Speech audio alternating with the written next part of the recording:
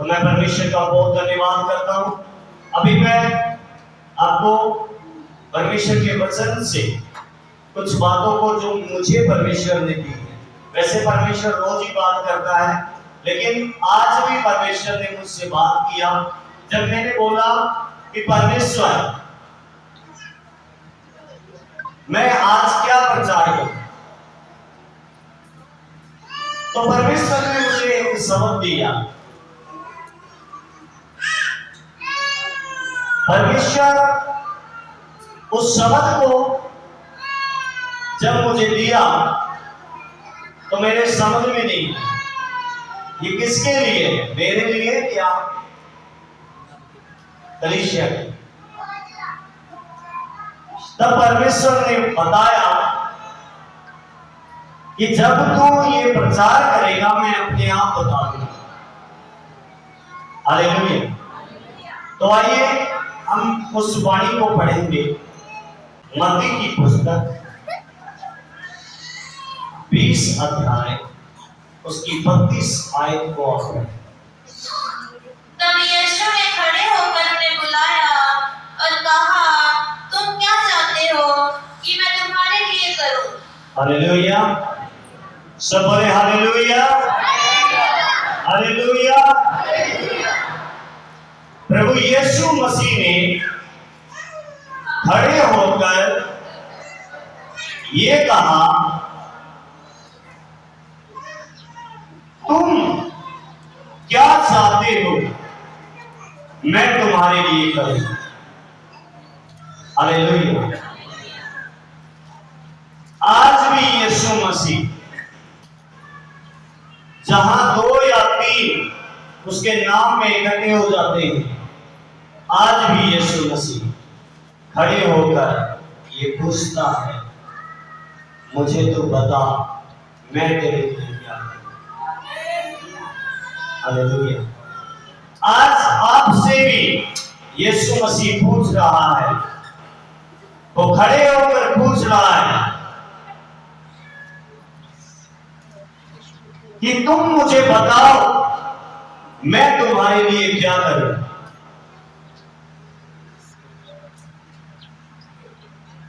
जब भी कोई ये वचन पढ़ता है तो एक कहानी के रूप में पढ़कर सोच लेता है ये कहानी तो अंधे थे, प्रभु यीशु ने उनको चंगा कर दिया, बस इतनी सी बात। लेकिन आप सोचो, सृष्टिकर्ता खड़ा हो और रुक कर वो ये पूछे, तू बता मैं तेरे लिए क्या करूं। ये छोटी बात नहीं है, ये बहुत बड़ी बात है। आज यीशु आपसे भी पूछता है, तू बता मैं तेरे लिए क्या करूं। आज प्रभु यीशु आपसे भी पूछता है, मुझे बता मैं तेरे लिए क्या करूं। हो गया पूरा। तब यीशु ने खड़े होकर उन्हें बुलाया और कहा, तुम क्या चाहते हो कि मैं तुम्हारे लिए करूं? हालेलुया। तुम क्या चाहते हो कि मैं तुम्हारे लिए करूं। यीशु ने खड़े होकर उन्हें बुलाया, बुलाया। यीशु मसीह बुला रहा है, बुलाता है। आप पवित्र बाइबल पढ़ते हैं तो यीशु मसीह ने बहुत जगह में आवाज लगाई। उसमें एक ये भी है, ये सब परिश्रम करने वाले और बहुत से दबे हुए लोगों, तुम मेरे पास आओ, मैं तुम्हें विश्राम दूंगा।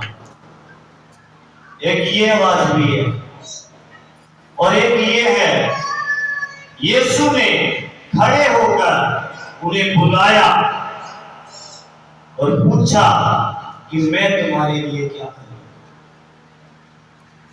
आज ये सवाल हर व्यक्ति के साथ है। प्रभु का ये सवाल हर व्यक्ति के साथ है। यीशु मसीह उस समय चंगा करता था, आज भी चंगा करता है। उस समय वो कर सकता था, आज भी वो कर देता है। लेकिन यीशु मसीह फिर भी ये पूछता है कि तू मुझे बता, मैं तेरे लिए क्या करूं। बहुत लोग कहते हैं परमेश्वर सब कुछ जानता है, वो सब कुछ कर देगा। नहीं, वो आज पूछता है, अपने मुंह का अंगीकार बताओ उससे, अपने मुंह से बताओ कि आज यीशु मेरे लिए ये कर, मेरे जीवन के लिए ये कर, मेरे घर के लिए ये कर, मेरे बच्चों के लिए ये कर, मेरी जिंदगी के लिए ये कर। परमेश्वर वो पूछ रहा है, आपको बुलाया है, वो खड़े होकर आपसे बात कर रहा है। वो कहता है कि तू मुझे बता, मैं तेरे लिए क्या करूं। हालेलुया। अंधों की तो ये समस्या थी कि वो देख नहीं सकते थे, लेकिन आपकी वो कंडीशन नहीं है। लेकिन फिर भी यह सवाल आपके लिए भी है। पूछ रहा है, मैंने तुझे बुलाया है, तुम मुझे बताओ मैं तेरे लिए क्या करूं। हालेलुया। आज भी वो चाहता है कि आप अपने मुंह से उसे बोलकर बताएं कि प्रभु मेरे जीवन में इस बात की कमी है, इस कमी को दूर कर। आप शराब नहीं छोड़ पा रहे, बीड़ी नहीं छोड़ पा रहे, जर्दा नहीं छोड़ पा रहे, गुस्सा करना नहीं छोड़ पा रहे, क्या है आपकी जिंदगी की रुकावट, आपकी बढ़ोतरी की रुकावट? आज यीशु से खोल कर बताइए कि यीशु मेरी जिंदगी में इस बात से मुझे छुटकारा चाहिए, मुझे चंगाई चाहिए, मुझे दान चाहिए, वरदान चाहिए। परमेश्वर मुझे घर चाहिए, गाड़ी चाहिए, बंगला चाहिए, जो कुछ चाहिए, लेकिन आपने अपने मुंह से बोलकर बताना है उसको। बाइबल आपके मुंह का अंगीकार मांगती है। हालेलुया। कुछ लोग इस प्रकार से कहते हैं कि परमेश्वर तो सब कुछ जानता है, उससे मांगने की क्या जरूरत है। लेकिन बाइबल ये कहती है, मांगोगे तो तुम्हें दिया जाएगा, ढूंढोगे तो तुम पाओगे, खटखटाओगे तो तुम्हारे लिए खोला जाएगा। बाइबल इस प्रकार से कहती है।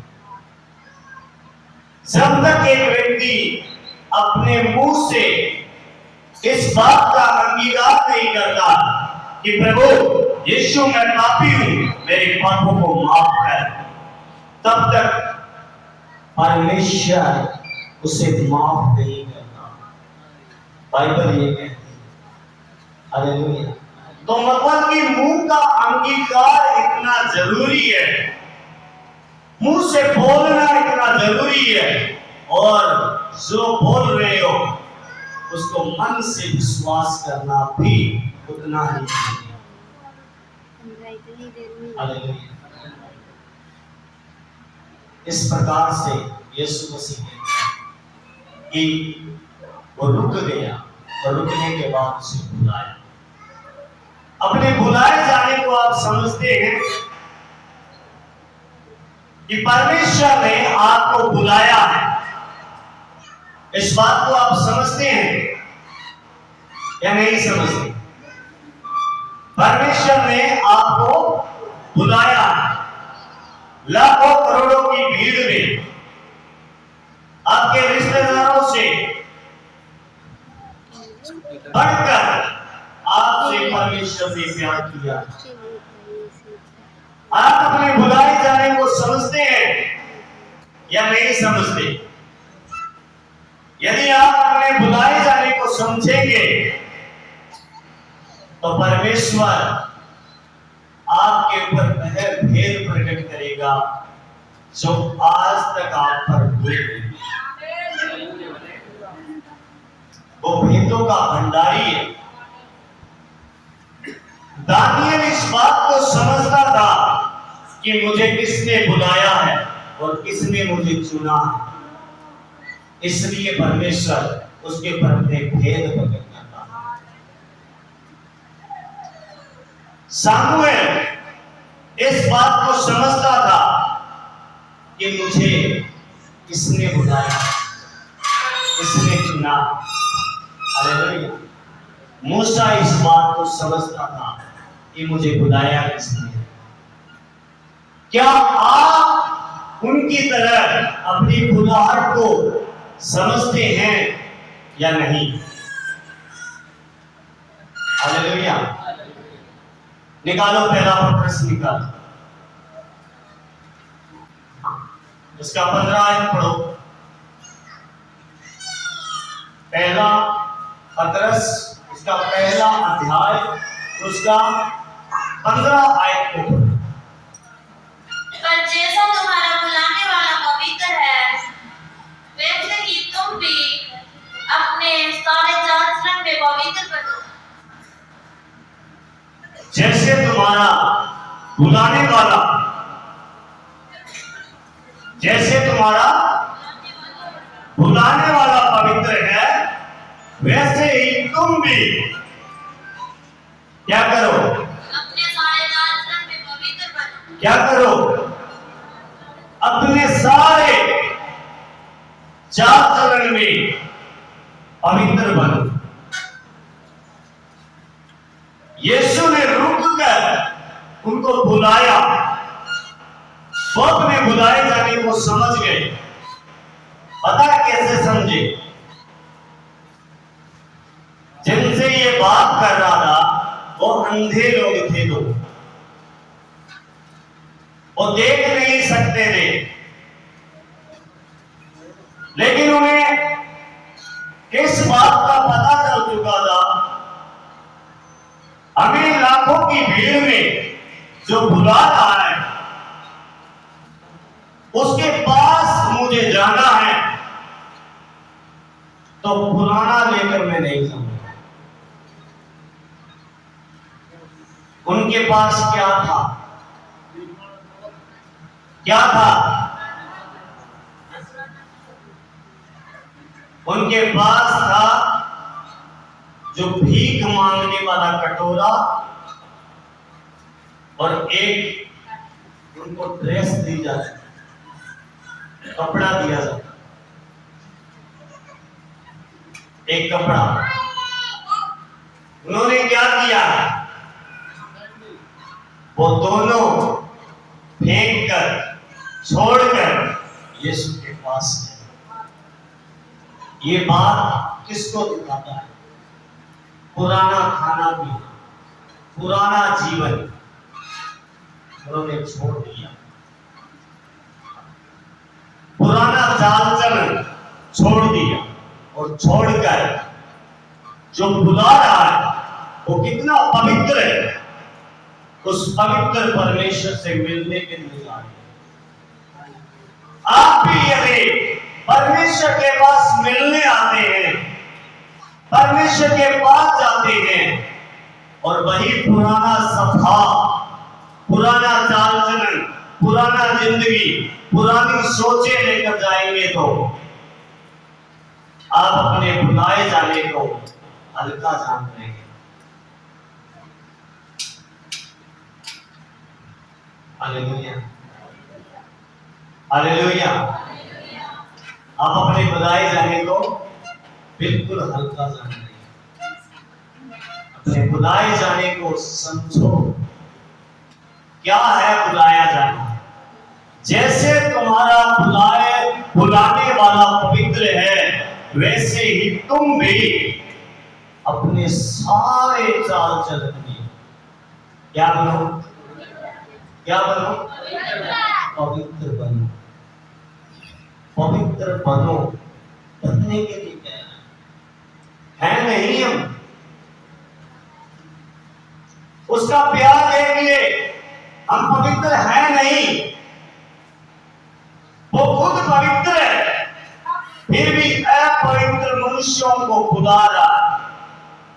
और जब मनुष्य अपनी बुलाहट को समझेगा तो बुलाने वाले के पास जब आएगा तो अपने पूरे चाल चलन को, अपने जीवन को बदलकर उसके सम्मुख आकर खड़ा होगा, अपने जीवन को खाली करके उसके सामने खड़ा होगा, ताकि जो वो देने वाला है उससे मैं अपने जीवन को भरपूर कर सकूं, भर सकूं।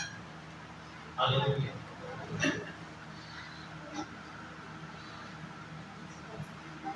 अपने बुलाए जाने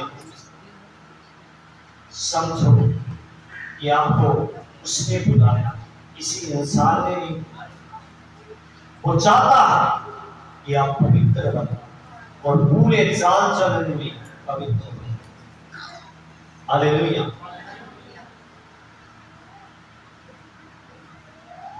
आप इस पेपर को देख रहे हैं, बिल्कुल सफेद है। इसके ऊपर कोई भी व्यक्ति अपना नाम लिखेगा तो हर व्यक्ति इसे पढ़ सकेगा और पढ़कर बता देगा। लेकिन यहां पर लिखा हुआ है और उसके ऊपर आप अपना नाम लिखोगे, ना ये नीचे वाला दिखाई देगा और ना ऊपर वाला दिखाई देगा। किसी को समझ नहीं आएगा, ना लिखने वाले को और ना पढ़ने वाले को। यही हमारे जीवन की बुलाहट के विषय में। यदि हम पुराना जीवन लेकर जाते हैं, दुनिया की सारी बातें भर कर जाते हैं, तो ना तो हमें जो हम हमारे अंदर है ना उसकी बात समझ में आएगी, और जो बुलाने वाला है ना उसकी बात समझ में आएगी। क्योंकि इस जीवन पर पहले से कुछ लिखा हुआ है, उससे हटाओ, अपने जीवन को क्लीन करो, पवित्र करो, शुद्ध करो, क्योंकि तुम्हारा बुलाने वाला पवित्र है। हालेलुया। कोई पास्टर नहीं बुलाता।